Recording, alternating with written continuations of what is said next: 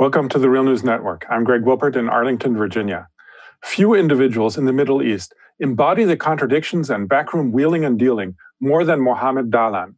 He is someone straight out of a Cold War spy novel, it seems, on whom Turkey last week placed a $700,000 bounty for his capture, according to the newspaper Haaretz, and $1.7 million, according to the website Middle East Eye. Dahlan is a Palestinian from the Gaza Strip and was the Palestinian Authority's chief of security between 1993 and 2007, during which time he was also a protege of Palestinian leader Yasser Arafat. In 2007, when the Hamas party took over the Gaza Strip, Dahlan was accused of funneling U.S. weapons to Fatah fighters and of fueling a civil war between Hamas and Fatah. Then, in 2011, the Fatah party expelled him after evidence emerged that he might have been involved in the poisoning of Yasser Arafat on Israel's behalf. Here at the Real News Network, we have previously discussed his role in Yemen when he cooperated with the Israeli Spare Operations Group mercenary company on behalf of the United Arab Emirates. So even though Dahlan has been suspected of collaborating with the Israeli government and also with the CIA, he is now considered to be a candidate to replace Mahmoud Abbas as head of the Palestinian Authority. How is this possible, and what does Dahlan represent in this complicated situation, which involves not only Israel and Palestine, but also Turkey, Egypt, Libya, the UAE, and the United States? Joining me now to explore how Dahlan figures in all of this and what he represents for the situation in the Middle East is Anthony Lowenstein. He's an investigative reporter, filmmaker, and author of the book Disaster Capitalism: Making a Killing Out of Catastrophe. Last November, Anthony was also awarded the 2019 Jerusalem Al-Quds Peace Prize. Thanks for joining us again, Anthony, and congratulations on winning the Peace Prize. Thanks so much for having me, and I appreciate that. So help us make sense of this very complicated story. Who would you say is Mohammed Dahlan? And that is he a private security contractor, or is he a state agent of the UAE, or what is he? So he's a complicated figure, and I think I prefaced my comments by saying that certainly when he used to be based in Gaza, and of course, as you said, he's Palestinian from Gaza, his popularity was very mixed. I mean, keep in mind the fact that the Palestinian leadership has been undemocratic, arguably, since its beginning. Yasser Arafat was not a Democrat. Mahmoud Abbas was not a Democrat. So when 2007, when Dahlan was kicked out, essentially when Hamas took over the Gaza Strip, at that stage, he was very unpopular because essentially Hamas had won an election then, and he was seen as trying to stymie that result. Now, fast forward now, so, till 2020, and Dahlan essentially has been in some ways a gun for hire. The best way to describe him, I think, is a few ways. One, there's a lot of stories that suggest, including in the Israeli press, that he regularly does speak to Israeli officials in Turkey, particularly and elsewhere. And that's possible because keep in mind the fact that there's now serious suggestion with evidence that Hamas has a presence in Turkey, and Israel is interested in trying to target Hamas in that country, and Dahlan is sort of as a middleman between those positions. I mean, the idea that he would become the next leader of the Palestinian Authority or head of Palestine, on the one hand, seems unlikely because there's no actual elections yet that have been called in Palestine, but we'll come back to that later if you'd like. And what's also interesting is his main role in the last few years has been essentially a gun for hire for the UAE, managing various contracts for that country in Yemen and elsewhere, including alleged arms dealing for the UAE. And clearly also working elements within the Egyptian government as well. He owns a TV station. And this is what it comes down to, that the reason the Turks are very upset at the moment, amongst other reasons, is that his network recently aired an interview with Gulen, the exiled Turkish leader in the US, who the Turks allege was behind the 2016 failed coup in their country. Now, Dahlan denies he has any involvement in that, and it's frankly impossible to know if that's true or not. But in some ways, this really is not a question of one clean country trying to go after a thug. It's in some ways the idea of very, very murky people going after each other. Yes, it's very interesting. And I actually want to return to the point about the Palestinian election. That is, despite his cooperation with the Israeli security forces, Dahlan continues to express desire to return to Palestinian politics. Now, what would you say is this? What does this mean? I mean, is he burned in Palestinian politics as a collaborator with the occupation, or does he still have a base of support there? Look, there is a base of support, but I'd say it's incredibly small. And we shouldn't forget, when I was in Gaza the last time, a number of people I spoke to in fact, were quite fond of him. But I think I should put that in context, not because they think he's a great Democrat or a great person. A lot of people, though not all, are incredibly disillusioned with Hamas, and Hamas has been in control now since 2007, and life in Gaza is incredibly tough. And let's make it clear, that's principally the fault of Israel, which has continued in inhumane siege now for all these years, and of course the Egyptians, which are enforcing that.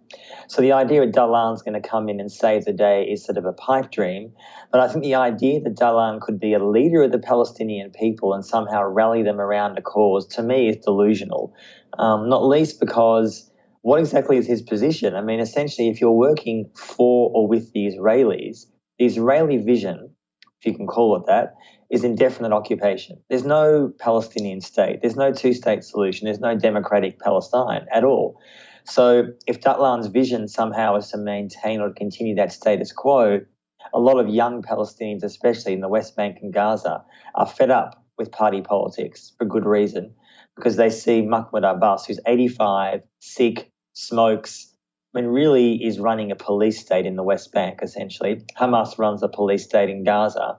They're the options. And the idea that someone's going to come in and save the day like him, to me, I'm not Palestinian, of course, but as it seems very unlikely. Having said that, finally, it doesn't mean that if there is an election, that someone like him would not be on the ballot and someone like him could not be engineered to win. Although the last election in 2006 was democratic, the Carter Center showed that, the last Palestinian election, it's possible that Israel or the US or someone else would want to engineer a result. Dahlan could be seen as a very favoured candidate, but to be clear, he's not going to be bringing democracy to Palestine, sadly. Now, I want to turn to the larger context, that is, in which Dahlan might figure. As I mentioned earlier, Turkey has placed a bounty, some say it's 700,000, some say it's $1.7 million, on his head for his alleged involvement, as you said, in the 2016 coup against Turkey's President Erdogan. Meanwhile, Dahlan also figures in the Libyan civil war because he's working with the UAE to support the rebel force that General Khalifa Haftar leads against the UN-backed government in Tripoli, which Turkey supports. Now, in a recently published article in Haaretz, written by Yossi Melman, he argues that all of this must be understood in the context of the fight over the role of the Muslim Brotherhood, which Turkey, Qatar, and Hamas support, and which Egypt, Saudi Arabia, and the UAE and the United States oppose. What do you think of that analysis? I mean, how does Dahlan fit into that context and the role of the Muslim Brotherhood? Well, it's interesting because on the one hand, I think Melman's analysis is probably pretty spot on, but of course it's ironic in a way because he's an enemy of Hamas in so many ways in terms of his attempts to try to overthrow the election result in 2006 and trying to support the Palestinian Authority in Gaza.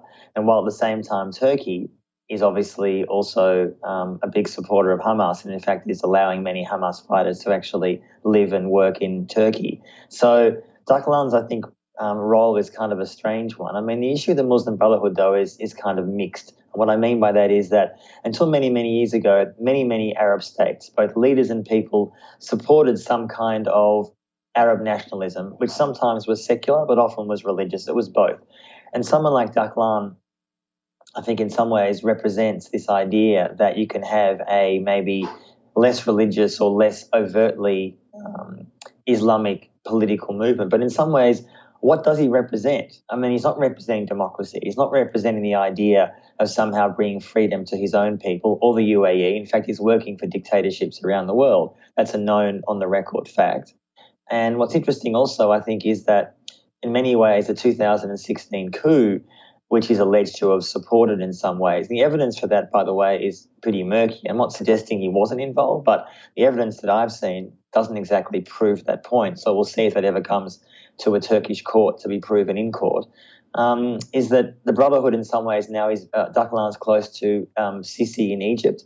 And as many viewers will be aware, what Sisi has been doing in Egypt in the last years is conduct one of the most brutal crackdowns of not just democracy, but the Muslim Brotherhood and Islamists, anyone associated with that organization, anyone who expresses support for their rights or freedoms. Tens of thousands of people are in prison in that country. So if anyone in the Middle East or Palestine looks to Dahlan as some kind of savior to help them bring freedom or peace to Palestine or Gaza or the West Bank, I would say we're looking at the wrong person. But again, as I said before, it does not mean that he would not be welcome to run Palestine if he was supported by, say, the UAE or Saudi or Israel or the US. Because in some ways, those countries, they want reliable thugs. That's what they want.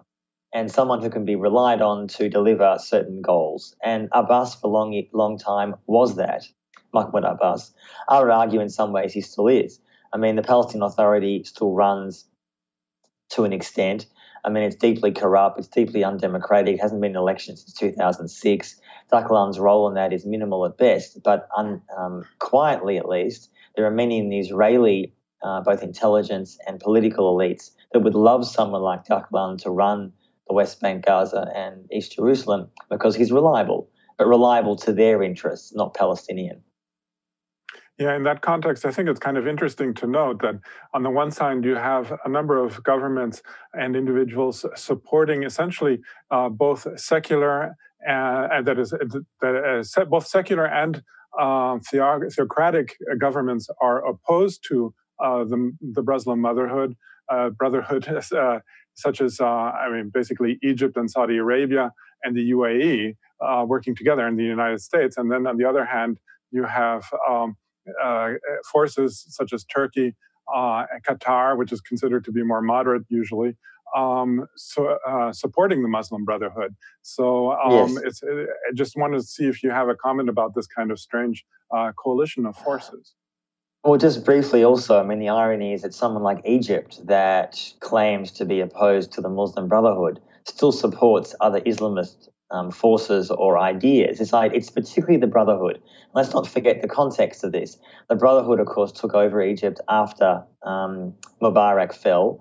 It was then Morsi, who died recently in an Egyptian prison, was overthrown by Sisi, who now runs the country for the last number of years. So there's a lot of hatred by the Egyptian elites against the Brotherhood for daring to try to run the country. And the irony is that many Arab states in the Middle East are supporting Islamists. I mean, Saudi Arabia is a classic example of that. So much of the funding for Al-Qaeda and ISIS, for that matter, are coming from the Gulf states and Saudi Arabia. I'm not saying it's always coming from the top, but it's coming from a lot of individuals with serious power in both those countries. Both Al-Qaeda, ISIS, and other militant groups in the Middle East and elsewhere are Islamists, some extreme Islamists. And let's not forget, Egypt and Saudi are close American and Western allies. So there's kind of a double game being played here. And sadly, I often get frustrated with the media coverage about this, that you sort of see uncritical stories about Saudi Arabia fighting terrorism or Egypt fighting terrorism. What terrorism are we talking about? The world's biggest terrorism, in my view, many people's views, is actually being funded and supported by some of the West's biggest allies in the region, namely Saudi Arabia and others. So hypocrisy is kind of the name of the game in the Middle East, which is why there's finally so many people in this part of the world are rising up and trying to protest as much as they can for change. And that means different kind of governments that are far more democratic. Well, it's a fascinating issue, and to figure out how Dahlan fits into all of this. But we're going to have to leave it there for now. I was speaking to Anthony Lowenstein, investigative reporter, filmmaker, and author. Thanks again, Anthony, for having joined us today. My pleasure, Greg. Thank you. And thank you for joining the Real News Network. Thanks a lot for watching. Appreciate it. But do us one more solemn favor. Hit the subscribe button below. You know you want to. Stay up on the videos.